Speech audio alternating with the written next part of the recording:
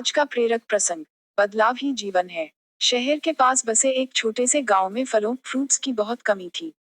वहां लोग अमीर तो नहीं थे पर दिल के सच्चे थे। वहां फलों के केवल कुछ पेड़ ही दिखाई देते थे। गांव में फलों की कमी को देखते हुए भगवान ने अपने दूत को बुलाया और कहा, तुम गांव में जाओ और सभी से कहो कि वह एक दिन में केवल एक ही फल खाए और हो सके तब फलों के पौधे लगाए। दूत ने ऐसा ही किया। उसने सभी को एक फल खाने और फलों के पौधे लगाने को कहा।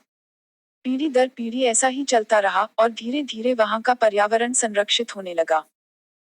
क्योंकि बचे हुए फलों के बीजों से और नए नए पौधे निकल गए थे और वहां के लोगों ने भी शहर से फलों के छोटे छोटे पौधे लाकर लगा दिए थे, जो अब बड़े होकर फल देने लगे थे।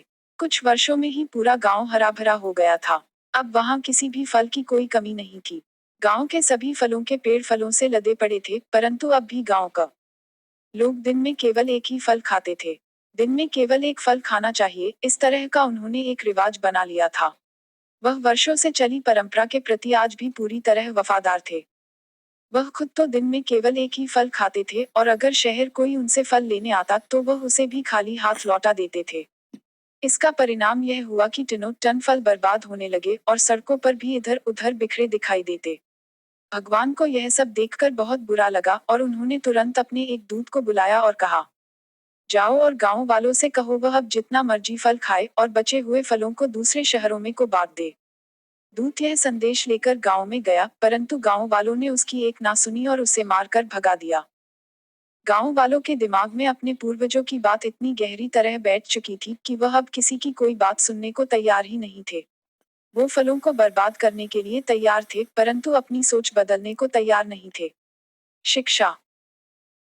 दोस्तों, इस कहानी में काफी सच्चाई है। हमारे समाज में आज भी लोग बिल्ली के रास्ता काटने, कौवे के कांव कांव करने, रात को झाड़ू ना लगाने से लेकर ऊंच नीच और जात पात की अनेकों मानसिकताओं से जुड़े हैं, जिनका वास्तव में आज कोई अर्थ ही नहीं है। जैसे इस कहानी में इस तरह की चीजों को मानने वाले खुद को बड़ा ही धार्मिक और ईश्वर को मानने वाला समझते हैं, वैसे ही हमारे समाज में भी इन सभी मान्यताओं को मानने वाले लोग खुद को बड़ा ही पवित्र और सबसे बड़ा संत समझते हैं, जबकि सच्चाई कुछ और ही होती है। हमें भी समय के बदलते हुए स्वरूप को देखते हुए अपनी सोच को निरंतर विकसित करना चाहिए। जो आज सही है वो कल गलत हो सकता है और जो कल गलत सकता है वो परसों सही भी हो सकता है। उम्मीद करती हूँ कि आपको यह वीडियो अच्छा लगा होगा। प्लीज मेरे चैनल को सब्सक्राइब करें ताकि मैं आपके लिए ऐसे ही शानदार वीडियो और लेकर आऊँ। आप मेरे वीडियो को लाइक और शेयर भी कर सकते हैं जिससे मुझे हौसला मिले। धन्यवाद। सदैव प्रसन्न रहिए।